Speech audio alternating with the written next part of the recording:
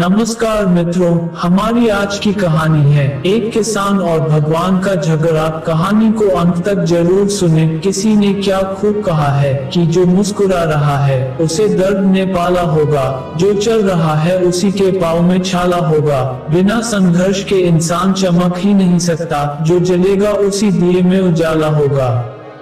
हम में से बहुत से लोग ऐसे हैं जो संघर्ष से बचना चाहते हैं, लेकिन उन्हें याद होना चाहिए कि संघर्ष ही तो जीवन की आत्मा है। इसीलिए कहते हैं, जितना कठिन संघर्ष होगा उतनी ही शानदार जीत भी होगी। एक किसान जो भगवान को बहुत मानता था, एक बार वह किसान भगवान से बहुत ही नाराज हो गया।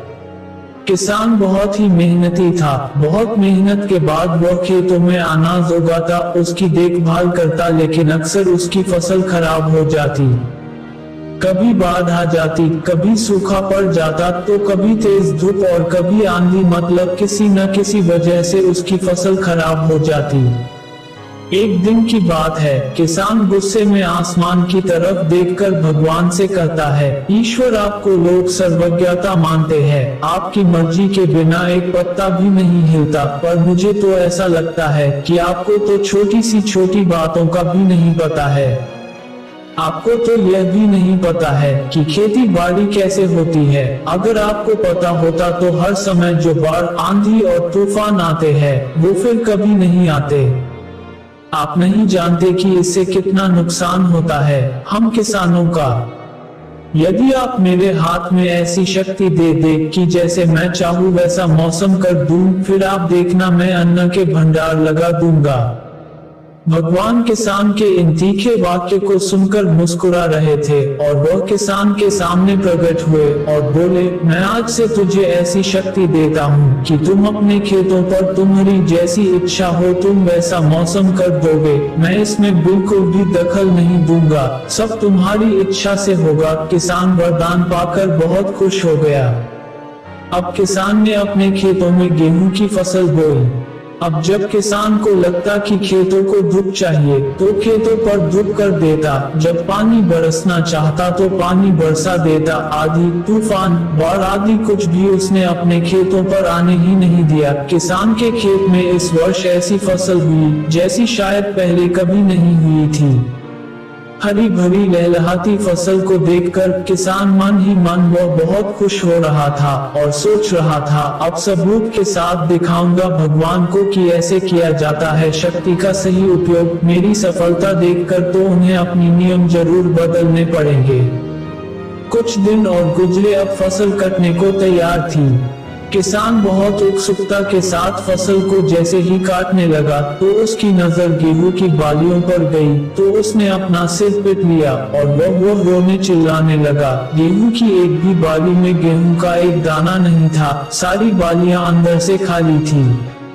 अब किसान बहुत दुखी हो गया। अब किसान ने भगवान को रोते हुए फिर से पुकारा, हे प्रभु, तुमने ये मेरे साथ क्या किया? तुमने मुझे ऐसी सजा क्यों दी? भगवान प्रकट हुए और बोले, पुत्र, ये तो होना ही था, क्योंकि तुमने अपनी फसल को संघर्ष करने का मौका ही नहीं दिया। तुमने तो उन्हें आंधियों से जूझने ही नहीं दिया, ना तेज बारिश को सहने दिया और ना ही धूप में तपने दिया। तुमने अपने खेतों को एक भी चुनौती का सामना तो करने नहीं दिया, इसीलिए तुम्हारी सारी फसल अंदर से खोखली रह गई। जब आंधी, तूफान, तेज बारिश और तेज धूप पड़ती है, तभी ये पौधे अपने अस्तित्व को बचाने के लिए संघर्ष करते हैं और इसी संघर्ष से जो बल पैदा होता है, जिसमें शक्ति होती है, ऊर्जा होती है, और इसी ऊर्जा पूर्ति को तुमने अपने खेतों को करने नहीं दिया। तेरे खेतों में बालियां सिर्फ इसीलिए नहीं फूटी क्योंकि तुमने उन्हें कठिन परिस्थितियों से गुजरने ही नहीं दिया, जहां उनके अस्तित्व का जन्म होना था। याद रखना, सोना तब तक सोना नहीं होता है जब तक आग में तपने, गलने और हथौड़े से पीटने जैसे संघर्षों से होकर नहीं गुजरता है। कोयले का टुकड़ा भी हीरा तभी बनता है जब वो उच्च दाब और उच्च ताप की मुश्किल परिस्थितियों से गुजरता है। इसी तरह अगर हमारी जिंदगी में कोई संघर्ष ही ना हो, कोई चुनौती ही ना हो, तो हम भी इन गेहूं की बालियों की तरह खोखले रह जाएंगे।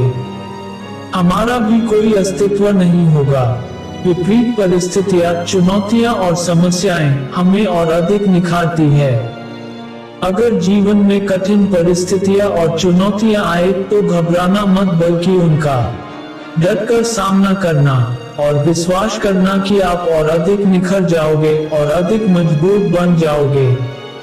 किसी ने सही कहा है, जिंदगी जीना आसान नहीं होता, बिना संघर्ष कोई महान नहीं होता। जब तक ना पड़े हथौड़े की चोट, तब तक मेरे दोस्त पत्थर भी भगवान नहीं होता।